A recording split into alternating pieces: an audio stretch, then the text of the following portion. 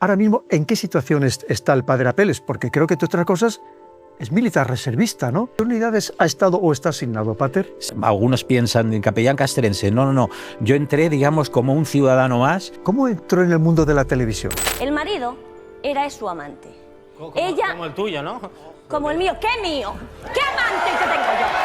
¿Qué te has creído? ¿Qué te has creído? Otros programas no tanto, los hacía porque, claro, yo estaba contratado por la cadena y te llevaban donde querían, ¿no? Entonces, unos eran más agradables y otros menos. Apeles que habla conmigo, no sí. conmigo. Y después Pero luego hablarán ellos, luego ellos, pues yo me voy otra vez, hombre. Ya definirá, bueno, claro que sí. Hablemos un poquitín del Vaticano, pater. Ahora mismo parece ser que su santidad el Papa está en un estado de salud muy delicado. ¿Qué cree usted que podría ser el sucesor del Papa? ¿O de momento no se habla nada allí en Roma? Ya empieza a haber comentarios.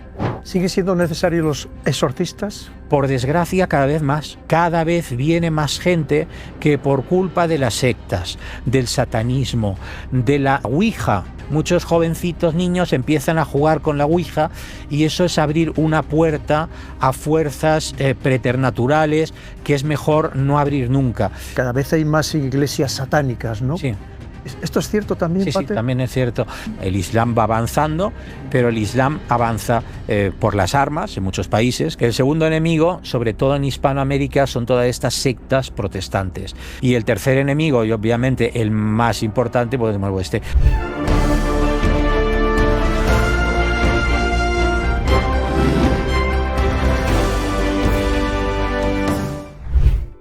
Queridos amigos, bienvenidos al canal del Coronel. Hoy es un programa especialísimo. Tenemos una persona tremendamente especial. Y además he de decir que es una persona que me hace muchísima ilusión que esté aquí con nosotros en el canal del Coronel. Y os voy a explicar por qué. Lo primero es que en sus momentos, cuando era muy famoso, tremendamente famoso en España, yo era una persona que admiraba, y lo digo así, no tengo ningún reparo en decirlo, y puedo garantizaros que admiro a muy pocas personas de la televisión, contados con los dedos de una mano, por así decirlo, porque admiro sobre todo a las personas inteligentes, cultas, que tienen ironía, una ironía elegante, que son diferentes a los demás, de verdad. Cuando ves una persona que tiene una inteligencia superior, es que hay que admirarla. Y este es el caso de nuestro invitado de hoy, que desde luego para nosotros es un lujo, un privilegio y un honor tenerle con nosotros. Pero es que además es un sacerdote. Ya sabéis que en el mundo militar a los sacerdotes le llamamos pater, es un pater. Y os lo digo porque ya todos me conocéis perfectamente, los que seguís el canal desde hace tiempo, desde hace el año que empezamos, que ya lo he comentado muchas veces, yo soy muy afín a la Iglesia Católica. Yo entiendo que habrá quien no le guste, cada uno oye, es libre de opinar, pero yo soy muy afín. Ya os comenté que mi segunda vocación, si no hubiera sido militar, hubiera sido seguir la carrera sacerdotal, haber sido sacerdote, y para mí, personalmente, la Iglesia Católica sigue haciendo una grandísima labor de apoyo social, de apoyo hasta psicológico, de ayudar de verdad a los demás, porque, entre otras cosas, tiene Cáritas, que para mí Cáritas de verdad es fantástica, el apoyo que hace a toda la sociedad. Así que reúne esas características nuestro invitado, de una persona que fue muy conocida, inteligente, culta, distinguida y que encima es un sacerdote, porque tenemos con nosotros ni más ni menos que al padre Apeles. Padre, pater, bienvenido al canal del Coronel. Mi coronel, muchas gracias por la invitación y por esta presentación que yo pensaba que se refería a otra persona, que iba a venir alguien más.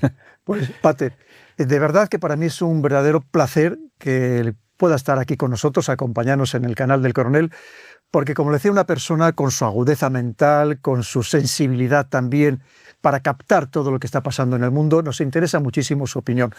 Pero quizá yendo un poco al principio, nos gustaría que nos contara, o me gustaría que nos contara para todos nuestros queridos seguidores, ahora mismo en qué situación está el padre Apeles, porque creo que, entre otras cosas, es militar reservista, ¿no?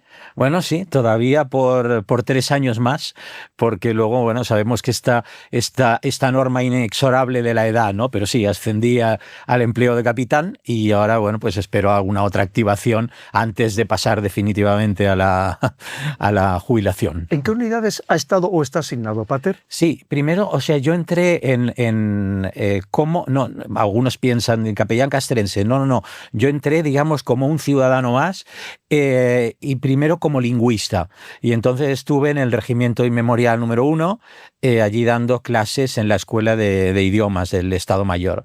Y después también estuve pues varias veces activado en la Delegación de Defensa de Barcelona, donde pues colaboré en la organización del concierto por los 40 años de la Constitución, y luego también en la organización de una exposición de un pintor militar muy bueno que es Cusax. Y entonces se hizo en el Museo Romántico de Barcelona esa exposición. Y bueno, claro, a veces la gente pregunta, dice, no, pero ¿se va a ir al frente? No, o sea, los reservistas, cada uno, digamos, colabora en el ámbito de sus conocimientos. O sea, los hay que se activan como juristas o como médicos. Por ejemplo, médicos siempre hace falta, porque ahora el cuerpo de sanidad militar anda bastante escaso. Por tanto, podemos aprovechar desde aquí a invitar, digamos, a personas a que se unan a lo de ser reservistas, que además es muy compatible con el trabajo que tenga cada uno, porque se puede elegir si se quiere ir a misiones en el extranjero o no. Yo puse que sí, nunca me han activado ninguna misión en el extranjero. Y luego cada año también puede decidir uno la cantidad de tiempo que quiere estar, 1 mes, 2 meses, hasta 4 meses se puede estar. Entonces, yo creo que es una cosa muy buena, digamos, que haya esta permeabilidad entre el mundo civil y el mundo militar. Uno aprende mucho estando activado. Además, bueno, pues yo he tenido, al dar clases, la posibilidad, bueno, pues de tener desde generales hasta soldados, y es muy, muy enriquecedor. Y además creo que para los que amamos a España, digamos, es una manera de servirla en la medida de las posibilidades de cada uno. Qué bueno. ¿Esto es una vocación que siempre había tenido? ¿Es una vocación tardía? O como decía Pedro Calderón de la Barca, al final la milicia no es más que una religión de hombres honrados y ambas cosas son compatibles? Pues en realidad, a mí la relación, bueno, yo tenía familia militar, pero en principio la relación con la milicia para mí empezó como castigo. No, porque cuando, voy a explicar esta anécdota, cuando tenía 11 años yo era bastante rebelde. Entonces mis padres me dijeron, bueno, este chico no va a hacer nada, cada año me tenían que cambiar de colegio, o sea, era indisciplinado. Entonces me dijeron, mira, o el seminario o el colegio militar. Entonces había un colegio de la Armada en Cartagena, me parece que era. Y entonces yo pensé, oye, el seminario está más cerca, será más cómodo y tal. O sea que yo a los 11 años no lo veía muy claro. Aunque yo con 11 años lo que quería ser es policía, para poder pasar los semáforos en rojo. Esa era mi máxima aspiración, ¿no? Y luego, pues, cuando me tocaba, digamos, por edad hacer el servicio militar, mi hermano sí que tuvo la suerte de ir a los Infantes de Marina, pero a mí me echaron atrás por la vista. No tenía vista y bueno, entonces no pude ir. Pasaron los años y luego me operé de la vista para poder pilotar, porque yo piloto aviones. ¿Sí? Y entonces ya, bueno, con vista, cuando se convocaron, se inventó, digamos, lo de la reserva en España, ahí ya ahí pasé la revisión médica y luego, bueno, pues por la puntuación conseguí la plaza, ¿no? Bueno, he dicho que usted participa sobre todo como lingüista. ¿Cuántos idiomas habla, Pater? No, español y por teléfono. Sí, sí.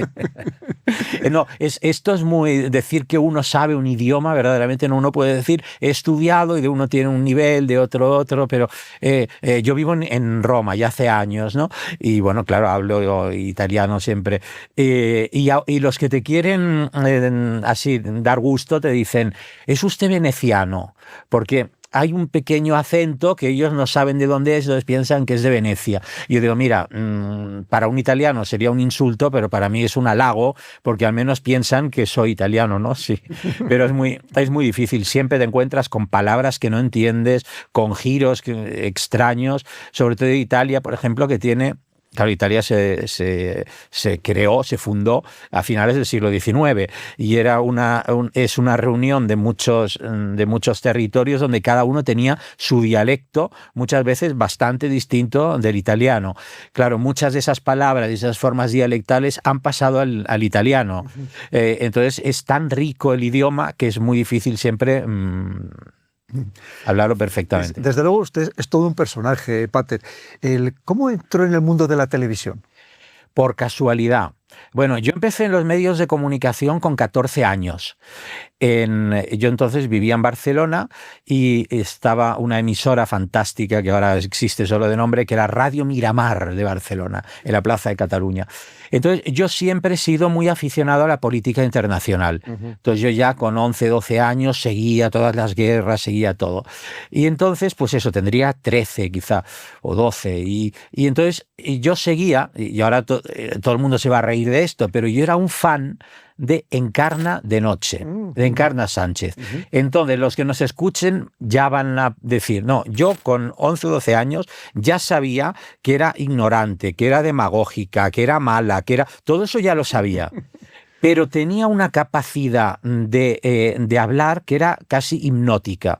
Entonces yo la escuchaba hasta las tantas de la noche haciendo cuñas de publicidad que duraban 10 minutos. Y dices, ¿pero cómo la seguías? Pues es que me entusiasmaba. No he encontrado a nadie con esa capacidad. Gente con muy buena voz, gente inteligente, gente aguda, pero con esa capacidad de hipnotizar al oyente. Bueno, un verano Encarna estaba de vacaciones y entonces había una chica que la sustituía, que era Julia Bustamante, que luego trabajó en la COPE y también ella tiene un podcast y es un día te la voy a presentar. Y entonces yo llamé para dar mi opinión sobre la guerra del Líbano.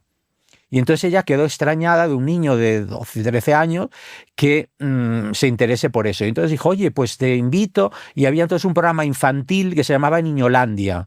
Y entonces, pues ahí empecé. Niñolandia, luego Mainada en Radio 4, luego Peques en Radio Cadena Española.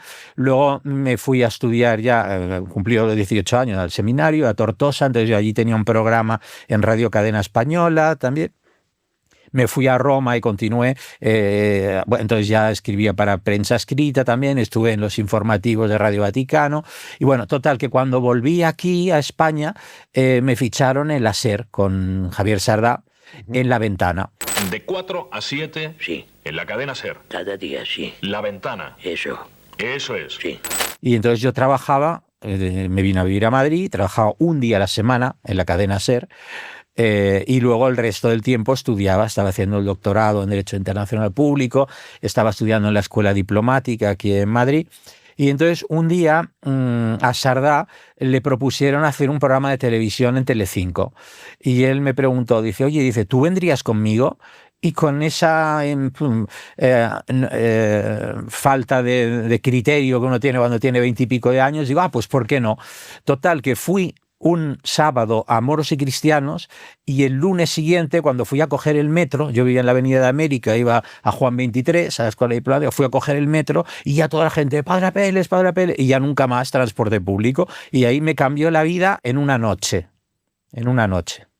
Bueno, entonces, para decir que el padre Apeles y para que voten que sí, es un anticristo según las escrituras. Dicen las escrituras, llega a ser disoluto, incurre en andanzas con Jezabeles o Jesulinas de la vida, coño, en andanzas, a pie.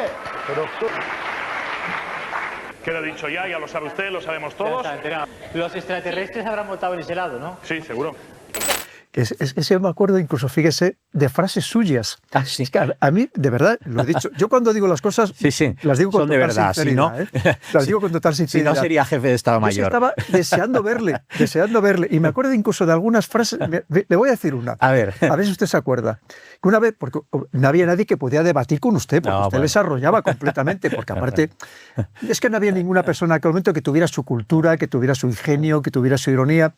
Y me acuerdo una vez que le dijeron algo así como, bueno, es que la virtud está en el medio. Y usted dijo, la virtud está en el medio siempre y cuando los extremos no sean ociosos, algo, ¿verdad? No sean corruptos. Claro. Bueno, la frase es de Santo Tomás de Aquino, pero es verdad. Y entonces yo les explico, por ejemplo, digo, a ver, una persona que la detienen y resulta que es inocente, dice, ¿tú qué harías? Entonces uno dice, ¿dejarla libre o aplicarle la pena de muerte? Entonces todo el mundo dice, yo digo, no, si tú piensas que la virtud está en el medio, pues tortúrala. Ni la sueltes ni la mates, tortúrala. Te digo, no, es que es inocente, hay que liberarla. Pues entonces ves como a veces la verdad está en el extremo. Solo cuando los extremos son malos, entonces tú dices, sí, entre comer como una bestia o no comer nada, la virtud está en el medio, porque los dos extremos son malos. Pues fíjese que de cuántos años ahora de aquella frase, y todavía me acuerdo. Ya le digo que usted era una persona que marcó una pauta, evidentemente, en la televisión española. Le sacaron hasta una canción, aquella canción de Apeles, Apeles, el cura de la tele. Sí. Yo me acuerdo perfectamente. Sí.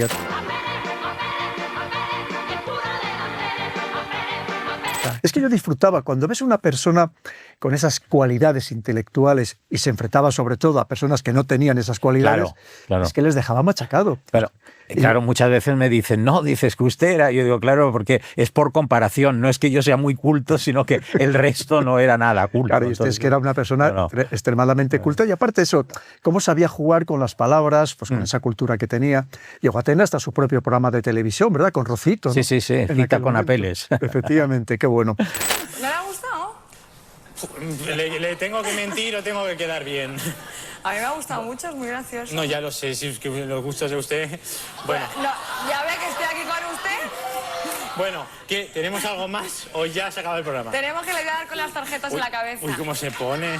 ¿Y qué recuerda con especial cariño de aquella época, Pater? ¿Qué le marcó a usted como persona que toda aquella época en la televisión? A ver, para mí, o sea, en el momento en que vives una vorágine, no estás muy atento a las cosas, porque yo, bueno, pues acababa un programa a las 2 de la madrugada en Sevilla y al día siguiente tenía que estar en Santiago de Compostela y dormía 4 horas, y uno no es muy consciente de lo que hace.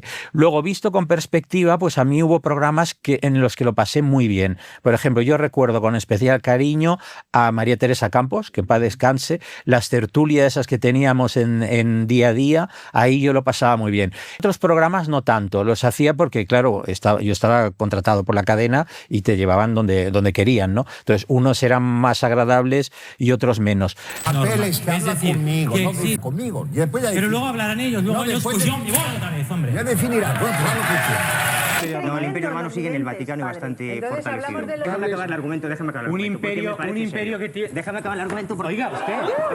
Un momento. Que déjame acabar el argumento. No lleguemos a las manos. Déjame acabar el argumento porque estaba hablando yo. Un imperio Te digo que que tiene... una cosa es la percepción sensorial, no es eso. Lárgate y déjame terminar. Padre Apeles, por favor. Ver la pelota esta. ¿Pero dónde sale usted con una pelota? Pues esa pelota es para... No, oiga, por favor. No, pero, ¿sabes? ¿Te pareces a Humphrey Bogart en la película que está con la bola? ¿Sabe que le digo? Que como yo no he venido aquí a que me quiten la pelota, me voy. Váyase, hombre. Y le digo más. Dígame. Y le digo más a todos ustedes. No es seguro que la semana que viene venga. A ver si es verdad. Pero a mí me permitió muchas cosas. Por ejemplo, publicar libros. Yo estaba una vez en la cena de los premios Planeta, aún no era famoso, y entonces yo tenía un libro casi escrito sobre el modo de elegir los papas, los cónclaves, los funerales de los papas y todo. Y se lo ofrecía a Lara padre, o sea, el fundador de Editorial Planeta. Y me dijo, muy bien, Pater, pues vamos a verlo y tal. Y al cabo de 15 días me contestó la jefa de editorial diciendo que el libro no les interesaba y me lo devolvieron. 4 meses después me había hecho famoso con la televisión. Vinieron 5 editoriales a pedir que publicara algo con ellos. Y les dije, pues mira, yo lo único que tengo listo es un libro sobre los papas comprado. Y le compramos otro que todavía no estaba ni escrito ya. Y entonces, bueno, pues me puse de acuerdo con Plaza y Janés. Y las demás editoriales decían, no, pero tiene que publicar algo con nosotros también. Y yo digo, pero es que ahora yo no tengo tiempo, trabajo 6 días a la semana. Bueno, es igual. Le montamos un equipo y un libro de jardinería, de cocina, cualquier cosa que lo firme usted. Y dije, no, yo quiero un libro del que pueda sentirme orgulloso, que lo pueda presentar, que lo pueda defender. No vamos a hacer como hacen la mayoría de famosos, de pronto un libro de recetas de cocina, cuando no sé hacer ni un huevo frito, ¿no? Entonces, por ejemplo, esta fue una posibilidad que me dio, publicar libros, dar conferencias, viajar por toda España, conocer a un montón de gente, a políticos, a artistas, a escritores, o sea, una cantidad de cosas que si yo normalmente no hubiese tenido acceso a ellas si no fuese gracias a la televisión. Y luego muchos programas yo realmente me divertía en ellos. El marido era su amante. Ella... Como el tuyo, ¿no? Como el mío. ¿Qué mío? ¿Qué amante que tengo yo? ¿Qué te has creído? ¿Qué te has creído? ¿Qué amante tengo yo? ¡Imbécil! Por favor. No te voy a permitir que te metas más conmigo. ¿Qué te has creído? Venga, Aramis, por favor. Aramis.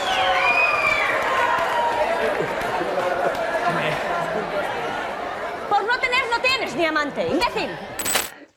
De todas las muchas personas que usted conoció dando todas esas vueltas y esos contactos que pudo establecer, ¿quién le impresionó más y quién le decepcionó más, Pater? Uy, ahora esta pregunta así de golpe no sabría. Si es quien... Vamos solamente en lo positivo. No, ¿Quién le impresionó más en lo positivo? Pues es que no, las personas que he conocido en la vida, las dos personas que más me han impresionado, y no era por ser famoso, las había ya conocido antes. Y yo he conocido pues a Gorbachev, he conocido a la reina de Inglaterra, a la reina madre, he conocido a mucha gente. Las dos personas que más me impresionaron, una fue el rey Balduino. Por tenía como un aura alrededor de él, algo metafísico, digamos, que hablabas con él y realmente te dabas cuenta que estabas delante de alguien superior, de un santo, ¿no? Y la otra te vas a reír mucho porque nunca te lo imaginarías. Sofía Loren. Sofía Loren, que yo tenía, digamos, un prejuicio más bien contrario, digamos, no es el tipo de mujer que a mí me guste, tan exuberante, pero hablas con ella y nada, mueve una pestaña y te desmayas. Una persona de una clase, personalmente tratándola. O sea que esas han sido las dos personas.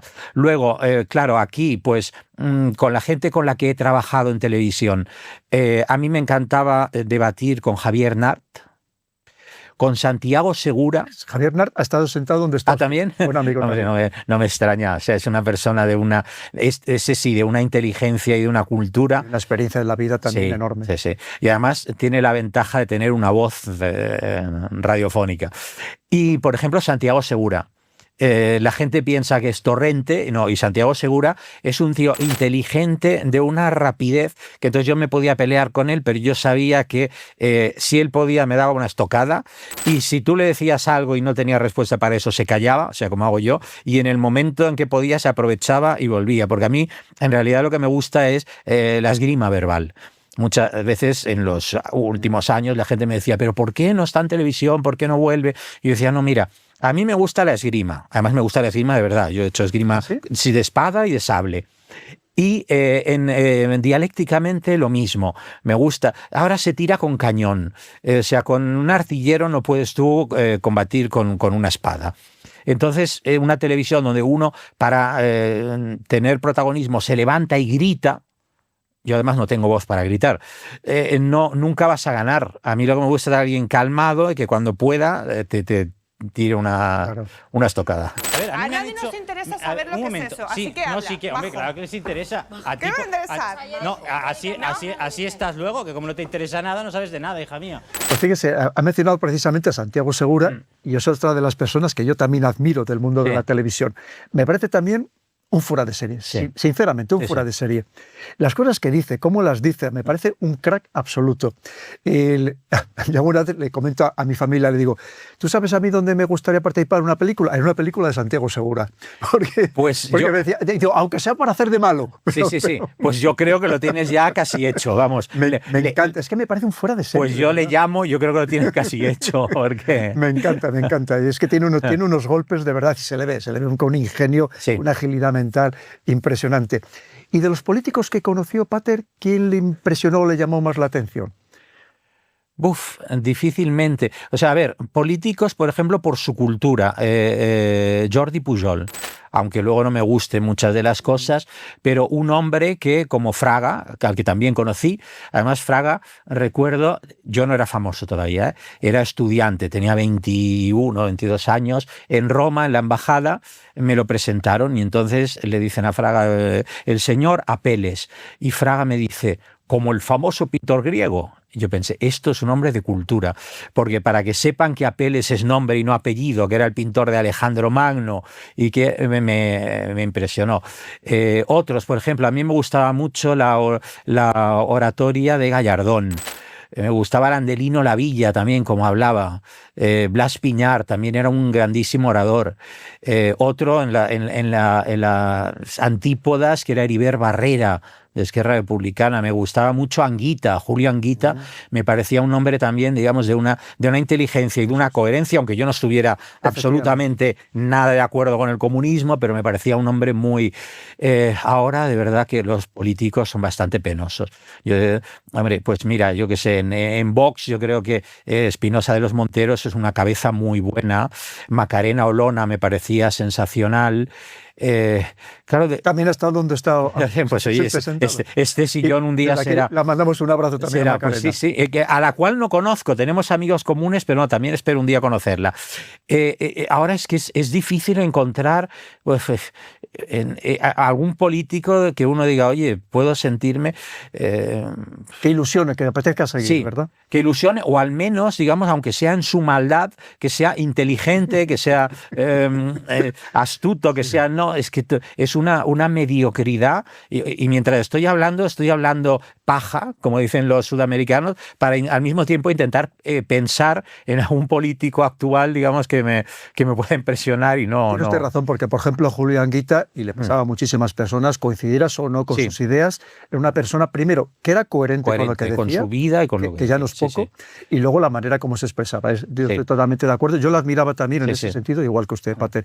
Una persona escolástica, digamos, tenía sus principios, el silogismo y las conclusiones. Y entonces decías, bueno, bien, sí. Le iba a preguntar, Pater, usted que vivió esa época de los años 80, que usted era tan sumamente famoso, ¿cree, como dicen muchas personas, que entonces había más libertad de expresión de la que tenemos ahora, que ahora nos autocensuramos, de que no queremos decir muchas cosas porque todo se malinterpreta, todo es delito de odio, en fin, que estamos retrocediendo en cierto sentido en esas libertades? No, en eso no hay duda ninguna. Es decir, en la época final del franquismo ya había bastante libertad de expresión y cuando no la había, la ironía, los dobles sentidos y todo eran fantásticos. Y además es que yo recuerdo, yo era muy pequeño cuando murió Franco, tenía 7, 8 años y tal, pero me acuerdo todavía de los chistes de Franco que se contaban en el mercado y todo. Luego, claro, en el momento de la transición, la libertad de expresión era máxima, o sea, hasta cosas a veces exageradas, ¿no?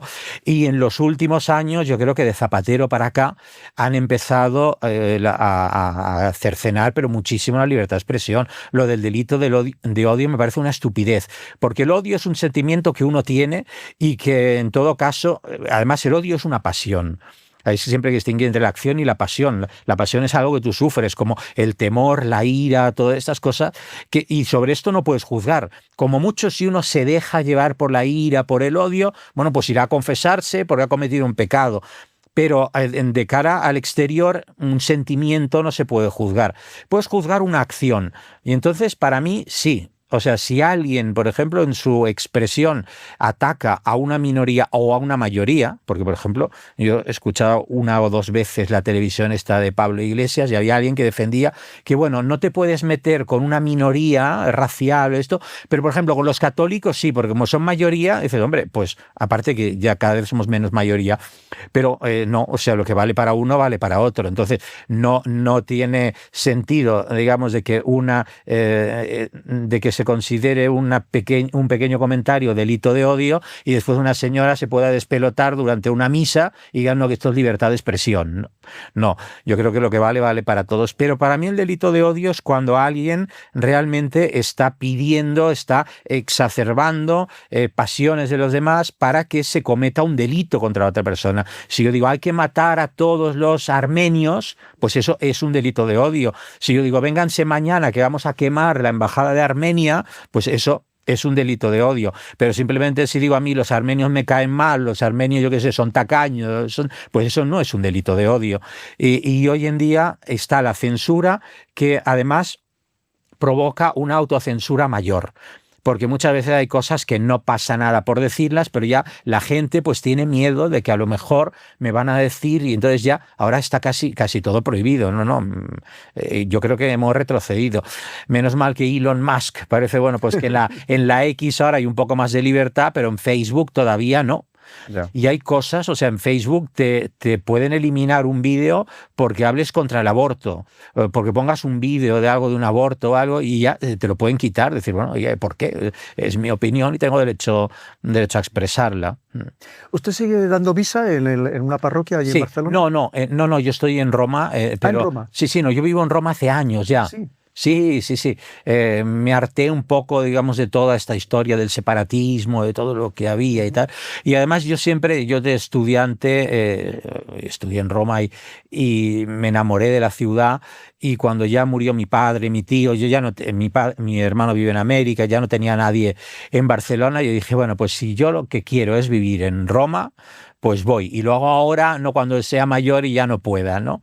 Además tengo la suerte de que vivo enfrente de la embajada española. Yo abro mi puerta cada día y lo primero que veo es la bandera de España. Bueno. Sí. Y Roma tiene una vida cultural extraordinaria. Todos los días hay conferencias, conciertos, exposiciones. Si uno quiere salir, todos los días hay plan. Otra cosa es que muchas veces prefiero estar en casa leyendo y tal, pero si quiero salir, siempre hay plan. ¿Ha visto un declive también en Barcelona? De la Barcelona que usted conoció a la Barcelona actual. Mucho. Es decir, la Barcelona de la época olímpica, digamos que fue la Barcelona en su máximo esplendor. Además, un momento en el que podían convivir tendencias políticas muy diversas. Podíamos tener un gobierno aquí del Partido Popular en Madrid y la Generalitat Convergencia y el Ayuntamiento Socialista y todo, y había pues como un acuerdo y todo el mundo podía expresar sus ideas y había una alegría en la ciudad. Luego ahora hay una decadencia absoluta. Claro, Barcelona continúa siendo una ciudad rica, una ciudad de turismo, pero sí, hay decadencia política, social, toda estos acontecimientos en favor del independentismo y todo dividieron a la sociedad verdaderamente, porque antes no existía. O sea, se podía ser muy catalanista, lo cual a mí también me parece bien. Es decir, el catalán es una lengua española, como lo es el gallego. Quizá uno de los errores de la transición fue cuando se dejó la lengua catalana en manos del gobierno autonómico. No, la lengua catalana, siendo una lengua española, el Ministerio de Cultura español se tendría que haber preocupado de la lengua catalana y no dejarla para que se utilizase como un instrumento para ir dividiendo a la sociedad. Porque antes, ya digo, éramos perfectamente bilingües sin ningún problema. O sea, no tiene nada que ver el tener una cultura propia con formar parte de una unidad mayor. Usted habla también catalán, ¿verdad, Pater? Perfectamente. Yo tengo el título de profesor de catalán incluso. Sí.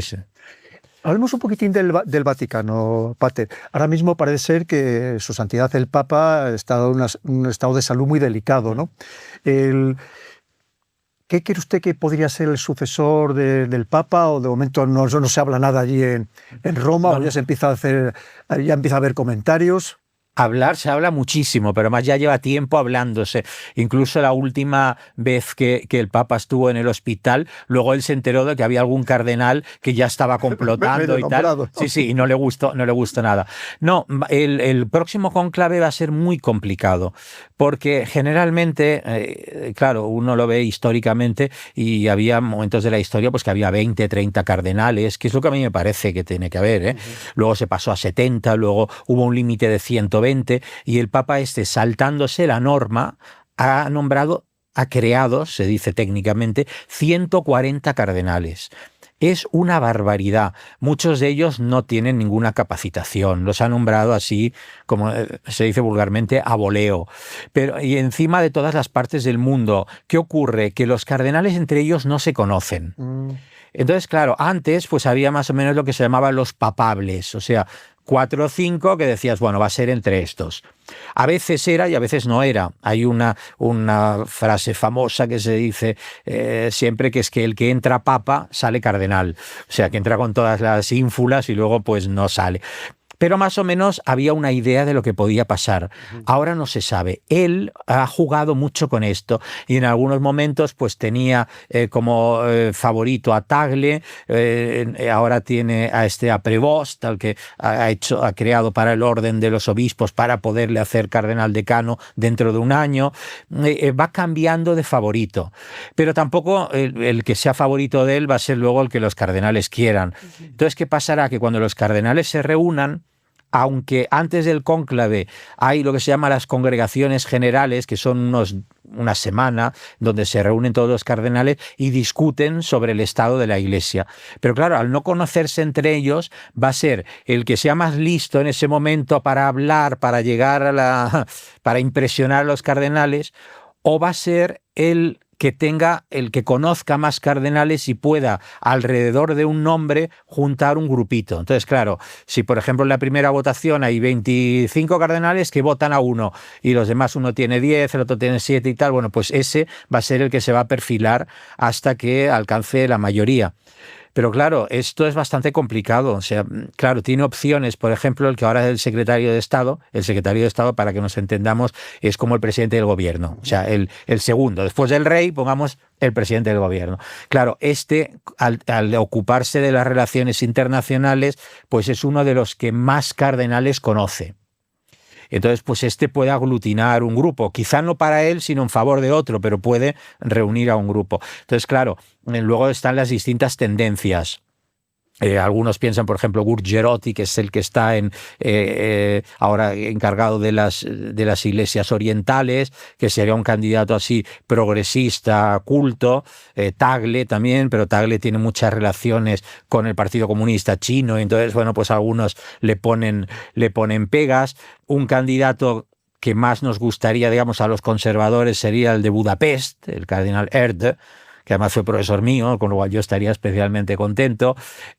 Parolin, el secretario de Estado, lógicamente tiene posibilidades. Bueno, hay bastantes.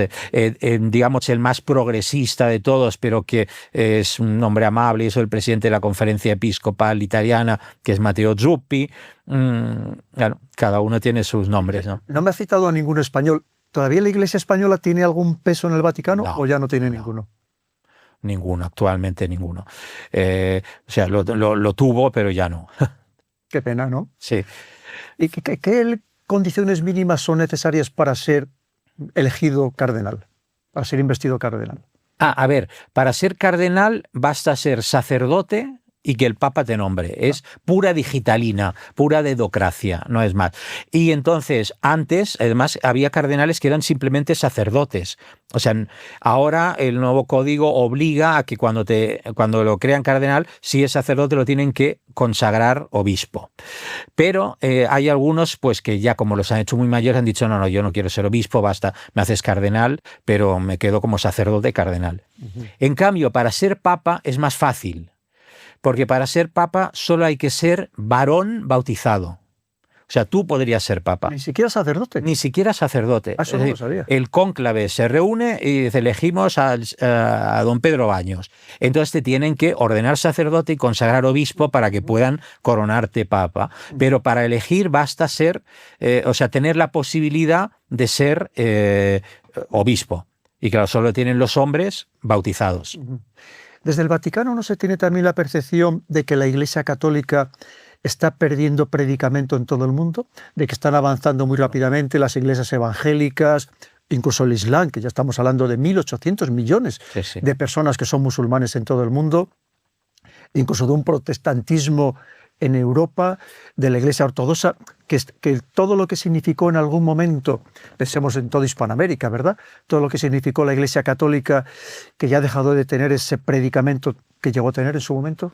No, por supuesto. Muchas veces la Iglesia Católica tiene más de legendario, de mitológico, porque claro, la Iglesia Católica es la única iglesia organizada mundialmente. Los protestantes, bueno, ya decía eso Bossuet de que se dividen en tantas sectas, porque claro, cada uno, al no haber una opinión, el Islam lo mismo, es decir, chiitas contra sunitas, están divididos en muchas sectas. Por tanto, la única religión, los ortodoxos también están divididos por países. La única religión, digamos, que tiene esa vocación ecuménica, universal, católica, que eso significa la palabra católica, universal, es la Iglesia Católica. Pero luego, en realidad, lo que es de un poder efectivo, pues claro, tiene esencialmente tres enemigos. Uno, obviamente, el Islam. El Islam va avanzando, pero el Islam avanza por las armas en muchos países. Claro, pensemos que Líbano era un país que era mayoritariamente cristiano, que era perfectamente, donde había una perfecta libertad, donde cada confesión tenía su... Y poco a poco, como ha sido colonizado por el extremismo islámico. Y luego, claro, la reproducción, es decir, los musulmanes van por todo el mundo y tienen hijos, y muchas veces los cristianos no, es decir, todos nuestros países católicos tienen una natalidad horrorosa. Este es el primer enemigo. El segundo enemigo, sobre todo en Hispanoamérica, son todas estas sectas protestantes. Claro, eso tiene una razón de ser. En los años 50, 60, toda Hispanoamérica era católica, en un 90 largos por ciento. ¿Qué pasó? Que en un momento determinado la Iglesia fue infiltrada por el comunismo y entonces empezó toda la teología de la liberación. La Iglesia Católica, en lugar de dar lo que tiene que dar, que es un consuelo espiritual y sobre todo hablar a la gente de la otra vida, que para eso está hecha la Iglesia, para salvar almas, se empezó a meter en política con la teología de la liberación, curas guerrilleros, todo lo que había. Entonces, ¿qué pasó? Que la gente que buscaba algo espiritual en la religión, pues se fue yendo hacia iglesias protestantes. Además, ahí hubo también una actividad muy importante de inteligencia de la CIA. Como veían que la Iglesia Católica en realidad al final se convertía en un brazo más del comunismo, pues dijo, no, aquí tenemos que empezar a infiltrar toda esta teología de la prosperidad, toda esta teología norteamericana, y empezó a financiar todas estas sectas en Hispanoamérica. Y entonces ahí se están comiendo la Iglesia Católica. Y el tercer enemigo, y obviamente el más importante, pues este agnosticismo y este ateísmo que hay, sobre todo en Europa, porque en otros países no. Por ejemplo, la Iglesia está creciendo mucho en Filipinas, en Corea. En Corea está creciendo muchísimo la Iglesia. Y en Estados Unidos, claro, la Iglesia Católica fue durante muchos años considerada la iglesia de los inmigrantes, de los irlandeses, y entonces a los WASP eran muy enemigos de la religión católica, pero poco a poco en Estados Unidos la religión católica ha ido cogiendo una importancia. Antes se hablaba solo de Kennedy, luego resulta que Biden también fue presidente católico, aunque de católico solo en nombre, como Nancy Pelosi, que era católica, pero solo de nombre. Pero ahora, por ejemplo, el vicepresidente también Vance, también es católico. Y los católicos en Estados Unidos se han organizado mucho y tienen mucha posición pública. Pero claro, el problema que ha tenido en los últimos años la Iglesia Católica es todo lo de los casos de pederastia, que con esto, digamos, se ha hundido mucho reputacionalmente, económicamente. Claro, mucha gente se ha ido separando por culpa de esto, que ha estado tan mal gestionado. Porque que ocurran casos de pederastia, bueno, pues ocurren no en principal, no en gran parte en la Iglesia Católica, ocurren sobre todo en el seno de las familias, ocurren en los maestros con los alumnos, los entrenadores de gimnasia, en muchos ámbitos ocurre, pero claro, en la Iglesia, por ser lo que es, resulta especialmente sangrante. Y sobre todo cuando eso se publicita para tener a la Iglesia acoquinada, como hablábamos antes de la libertad de expresión, que cada vez no. Pues a la Iglesia ahora le pasa que muchas cosas no las puede decir, porque cualquier cosa que digas, oye, pero esto es una barbaridad, te van a decir, ustedes que son unos pederastas, con lo cual ya le quitan la posibilidad de hablar.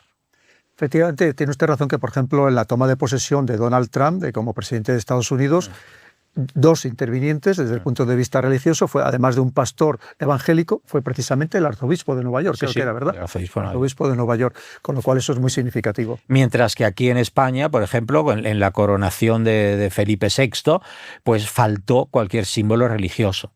Que es verdad que la Constitución dice que ninguna religión, que España no es confesional. Creo que fue un error de la Constitución, porque se podría haber dicho perfectamente que España es confesionalmente católico y hay libertad para practicar las demás religiones, como es en Inglaterra. Inglaterra es confesionalmente anglicano y como lo son las monarquías escandinavas, es decir, cada uno dentro de su tradición cultural tiene una religión que es como la religión del Estado y todo. Pero también es verdad que la Constitución española no dice, como en Francia, que España sea un país laico, o sea, que esté en contra de la religión. No, España considera que las religiones son buenas, pero no acoge ninguna como la oficial.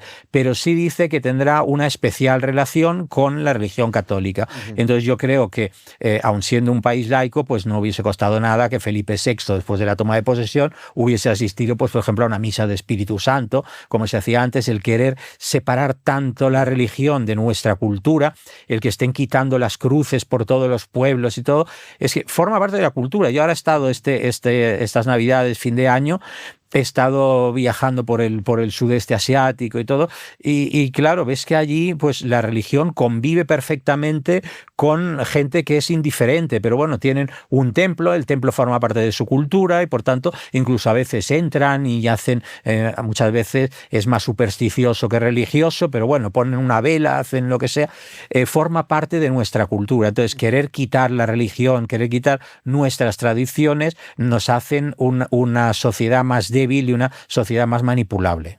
En cierto modo estamos perdiendo valores, ¿verdad? Sí, no. Porque estamos, y además eso, no sé si esto lo verás, si Pater, da la sensación de que es una sociedad, en cierto modo, muy perdida, muy desorientada, que no sabe a qué aferrarse, que muchas veces se aferra a cosas que no son positivas, y precisamente eso quizás sea también por esa pérdida de la religiosidad que estamos viviendo, ¿verdad? No, eso está claro. Es decir, primero porque ya filosóficamente yo nunca he entendido que una persona pueda ser buena y no tener religión. Y luego es verdad que la hay.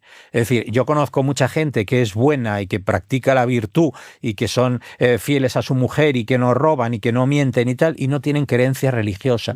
Entonces yo les digo, pero a ver, yo no lo acabo de entender, porque no ya porque uno diga voy a actuar bien o mal porque Dios me va a castigar, sino porque ¿cómo sabe uno lo que es bueno y lo que es malo si no hay alguien que ha dicho esto es bueno y esto es malo? Es decir, ¿por qué un león se puede comer a una oveja y yo no me puedo comer a mi semejante? Un animal que se come a otro. ¿Cuál es la diferencia? Bueno, pues eso es porque hay una ley moral que Dios ha establecido y ha puesto en nuestros corazones. Y entonces, en mucha gente, aunque no crea en Dios, bueno, pues esa ley moral continúa estando ahí. Pero si uno va a decir, bueno, pues no tiene sentido. Y claro, es lo que ocurre hoy muchas veces, que claro, al no tener unos valores religiosos, los valores éticos que uno tiene naturalmente se van apagando. Y si encima te manipulan, entonces, claro, pues se llega a unos extremos en que todo parece que es permisible. La filosofía actual, el deconstruccionismo, todo eso, hasta que hoy nos quedamos extrañados porque Trump ha dicho que hay dos sexos. Es una cosa que de pequeño yo ya lo sabía. El problema es, creo que era Chesterton, ¿no?, que decía que un día habrá que combatir una batalla para decir que los árboles son verdes. Una cosa tan evidente, pues no, a la gente se la manipula. Bueno, yo obviamente he leído Así se domina el mundo y soy muy...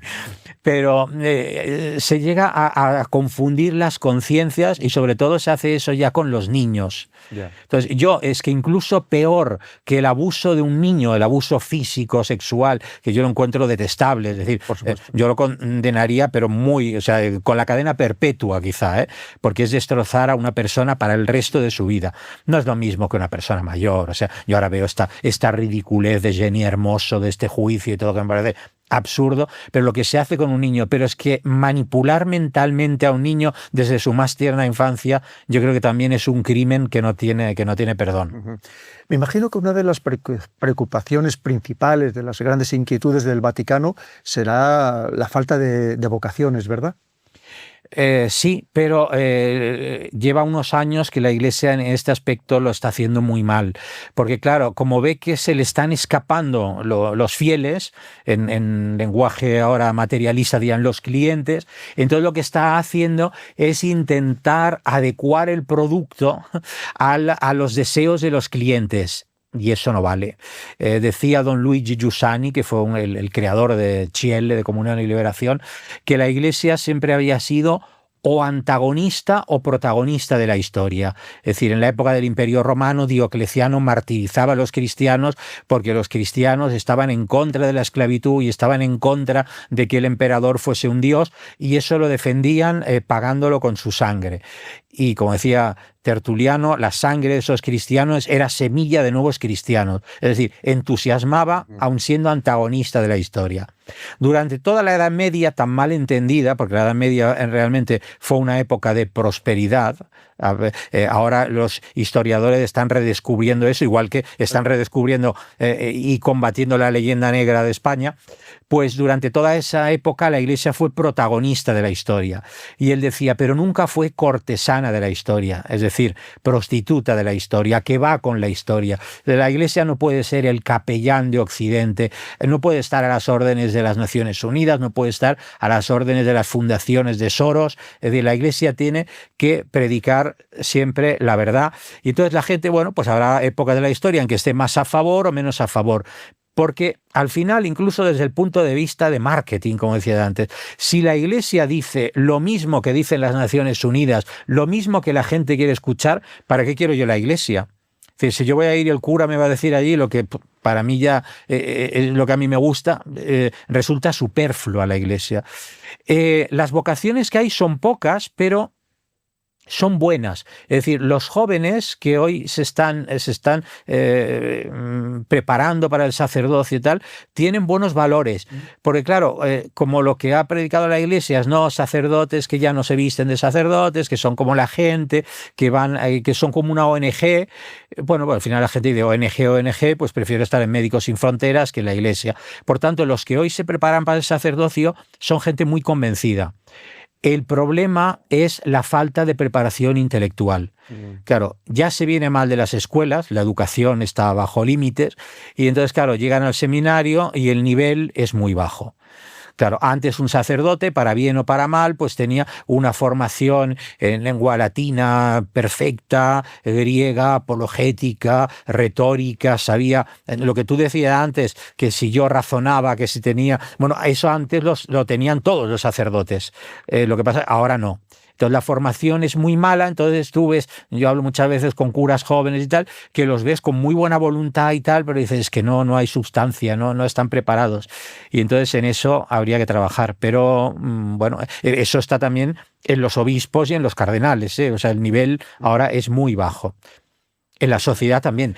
El otro día, no sé si es verdad o no, pero alguien me comentó que Carmen Calvo había dicho que durante el franquismo a las mujeres le quitaban la vesícula para tenerlas sometidas.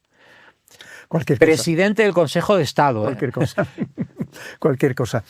Pater, en esta sociedad diluida, desorientada, desnortada... Líquida. Líquida. ¿Ha tenido mucho que ver esta cultura woke que ha hecho tanto daño? Sí, claro, por supuesto, la cultura woke. En realidad es difícil de explicar, pero toda esta modernidad se gesta prácticamente desde el final de la escolástica, desde Occam, que fue el primero que dijo, porque para la filosofía realista aristotélica, que yo creo que es la verdadera, o sea, la filosofía perenne, los conceptos, las palabras, los nombres tenían que reflejar la realidad. Es decir, el hombre solo es verdaderamente hombre cuando reconoce las cosas como son. Y la verdad es la verdad, la diga Agamenón o su porquero.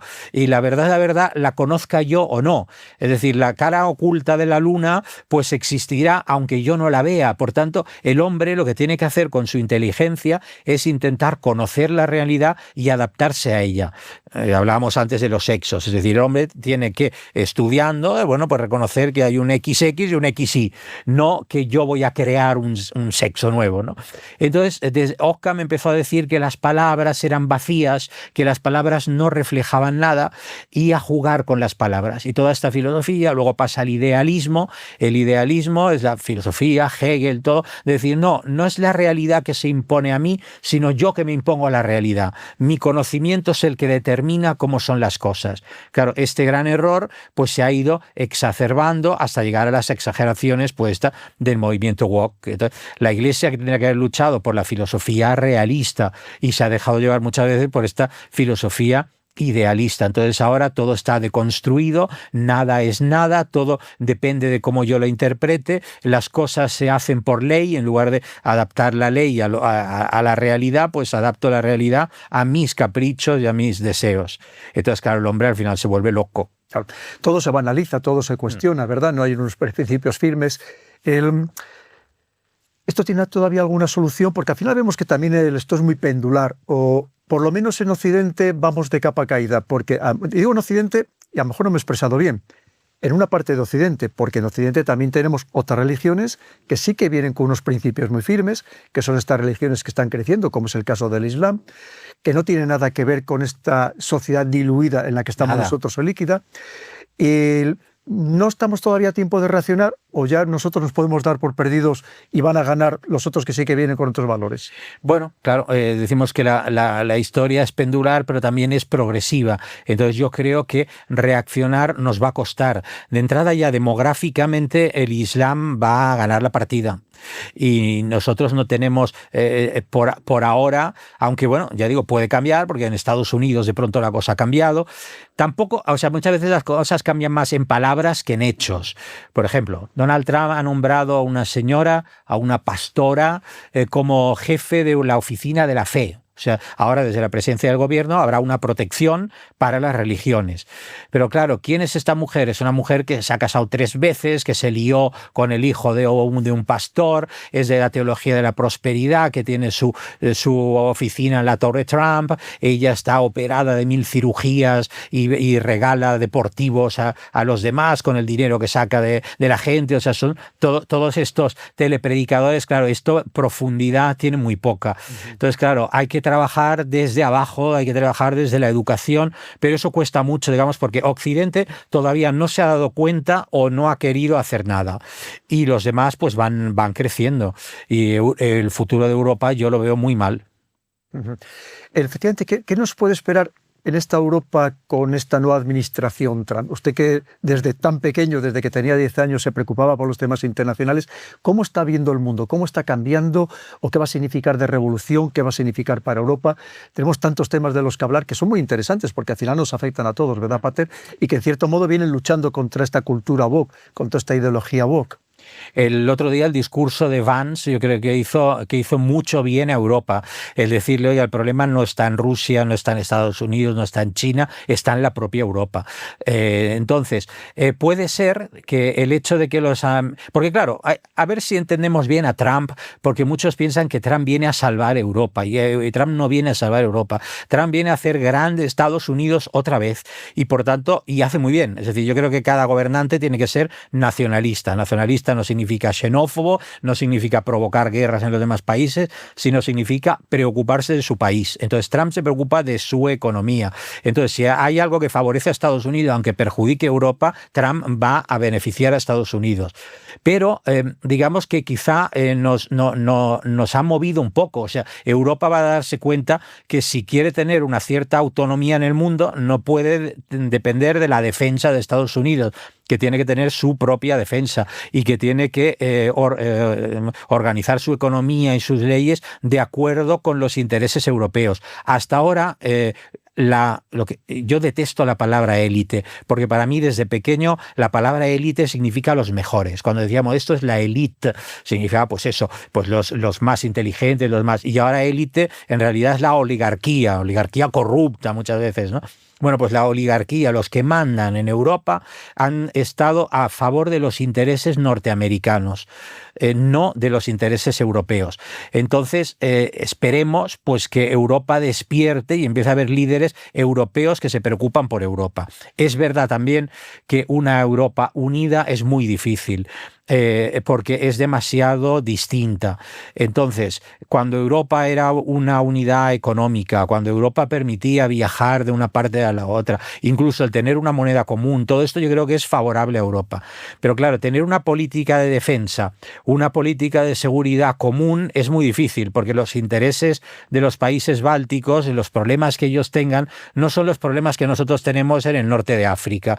E Italia tiene sus intereses gasísticos que son, en cierta manera, están en contradicción con los que tiene España. Por tanto, eso es muy difícil y entonces lo que tenemos que llegar es a acuerdos sobre los grandes objetivos y no meterse tanto en las políticas de los estados. Los estados tienen que recuperar parte de poder y Europa tiene que recuperar parte de poder con respecto a los intereses ajenos. Totalmente. ¿Y cómo ve el tema del Oriente Medio? Porque imagino que también desde Roma, desde el Vaticano, estarán preocupados que hay comunidades cristianas, las más antiguas del mundo, como son los asirios y los caldeos, que están desapareciendo.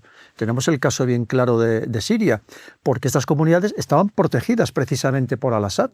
Y ahora, con este régimen que no sabemos ni lo que está haciendo, que dice que pondrá unas elecciones para dentro de 4 o 5 años, me imagino que cuando haya acabado con toda la oposición. Esto me imagino que desde el Vaticano pues también lo estarán siguiendo y viviendo con preocupación, ¿verdad, Pater? Muchísimo. El problema de los cristianos yo le llamo Oriente Próximo porque para nosotros es más próximo que medio, eso será para los británicos, ¿no? Pero sí es verdad, claro, todas las cristiandades de las más antiguas del mundo y están desapareciendo, pero ya hace años, es decir, ya con la creación del Estado de Israel, que los palestinos se tuvieran que marchar, primero la guerra en Jordania, luego la guerra civil en el Líbano y todo. Palestinos que también hay cristianos, aunque mucha gente claro, es que por eso digo que todos esos palestinos, muchos de los que se tuvieron que ir, eran cristianos, tuvieron que abandonar sus casas que tenían en Jerusalén o que tenían la guerra civil en el Líbano, que ya, como le decía antes, que era un modelo admirable de convivencia de las religiones.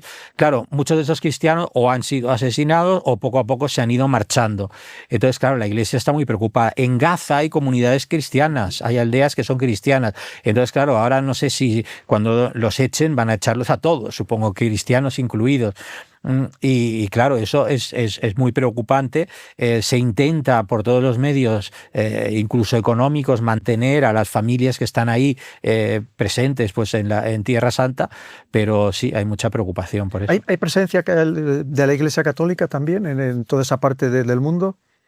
¿O de la Iglesia Católica como tal no? En todos estos países, claro, sí. También. Pero claro, estaban, como decías, en Siria estaban mucho mejor con Assad, incluso en Irak estaban mucho mejor con Saddam Hussein, cuyo, me acuerdo de un ministro de Asuntos Exteriores que yo consideraba extraordinario, que era Tarek Aziz. Pues él era cristiano también, en un país musulmán, es decir, había más. Ahora, a medida que va creciendo el radicalismo, pues muchas de estas iglesias van quedándose en algo residual, pero sí, no solamente hay presencia, sino que además hay presencia de ritos distintos, porque hay católicos de rito griego y hay católicos de rito romano. Hay por ejemplo, en Jerusalén hay varios patriarcas católicos, pero claro, cada vez tienen menos gente y hay ritos que a lo mejor acabarán desapareciendo según lo que vaya a ocurrir. Es muy desconocido en España. Si preguntamos a cualquier musulmán de cualquier lugar del mundo, conoce perfectamente cuáles son los lugares sagrados del Islam. Los 3 lugares sagrados para todos los musulmanes y, por ejemplo, los 2 que podíamos añadir para los chiíes. Pero, en cambio, en España muy poca gente sabe que de los 5 lugares sagrados de la cristiandad, en España tenemos 3. ¿Nos podría contar un poco brevemente cuáles son? Santiago de Compostela, Caravaca de la Cruz y Santo Toribio de Líbana. Cuéntenos un poco por qué estos lugares son sagrados para la cristiandad, porque a lo mejor le va a interesar a muchos de nuestros queridos seguidores. Bueno, digamos que de los 3 yo el que más conozco es Santiago, porque claro, es la tumba de un apóstol. Y además del apóstol, digamos que vino pues a cristianizar España. Entonces está también muy relacionado con la Virgen del Pilar, donde se le apareció la Virgen, porque estaba muy desanimado al final. Y claro, se ha discutido mucho sobre la venida del apóstol a España. Nosotros siempre hemos defendido que verdadera, porque, bueno, pues en la Sagrada Escritura hay la mención esa de que iba a venir igual que San Pablo. San Pablo también hay una mención de que iba a venir a España. La tumba del apóstol, además, digamos, con las guerras, y llegó un momento en que se escondió y los cristianos dejaron de ser conscientes del lugar en el que estaba hasta que se volvió a descubrir. Pero además tuvo tal importancia histórica que las peregrinaciones de toda Europa, o sea que Europa casi no se entendería sin las distintas rutas desde Inglaterra, desde Francia, desde Italia, que se dirigían a la tumba del apóstol. Y esas peregrinaciones, al igual que fueron las cruzadas, fueron un elemento de civilización, porque era, claro, no era como ahora, mucha gente ahora se va a ganar el Año Santo, este es año jubilar en Roma, bueno, pues coge un avión, se va un fin de semana y vuelve. No, hacer el Camino de Santiago, llegar hasta la tumba del apóstol, suponía meses o años de viaje, con lo cual la gente iba llevando su cultura, sus costumbres, y al mismo tiempo iba impregnándose de las del lugar. Por tanto, para la formación de Europa tuvo muchísima importancia. Claro, Caravaca de la Cruz es por la Cruz Milagrosa, pero quiero decir, no, estos dos no son cosas que yo conozca tanto. ¿Y cómo está la situación de la Iglesia Católica en China? Porque su santidad el Papa fue muy criticado por esa aproximación al gobierno chino, que en cierto modo, se acuerda al que habían llegado, que perjudicaba a la Iglesia Católica, alguien que lo entendía así. ¿Qué nos podría explicar, Pater? Claro, China, que históricamente hubiese podido convertirse en católica, porque cuando llegaron allí los misioneros, los jesuitas, claro, como llegaban con un nivel de conocimientos muy importante, consiguieron convencer hasta el emperador.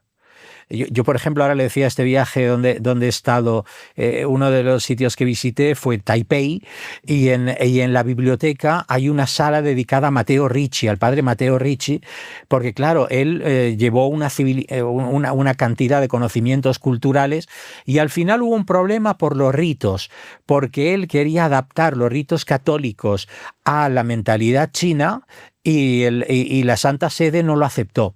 Quizás si la Santa Sede hubiese sido un poco más flexible, hoy en día China sería católica, aunque es verdad que también había una parte muy nacionalista que estaba en contra de una religión que ellos veían como extranjera.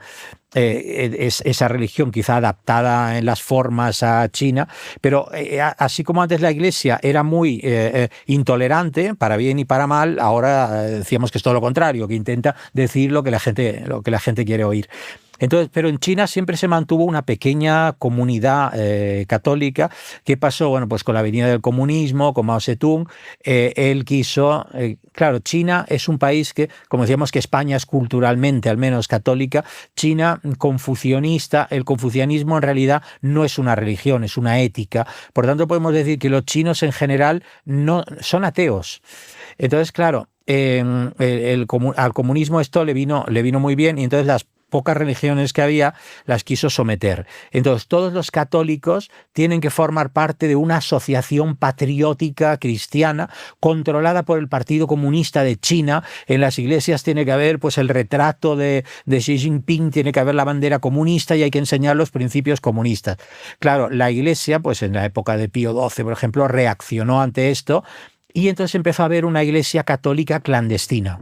Había los obispos oficiales nombrados por el gobierno, que la Santa Sede no reconocía, y los clandestinos, que eran consagrados a escondidas, y que cuando el Estado se enteraba los apresaba, y muchos morían en la cárcel.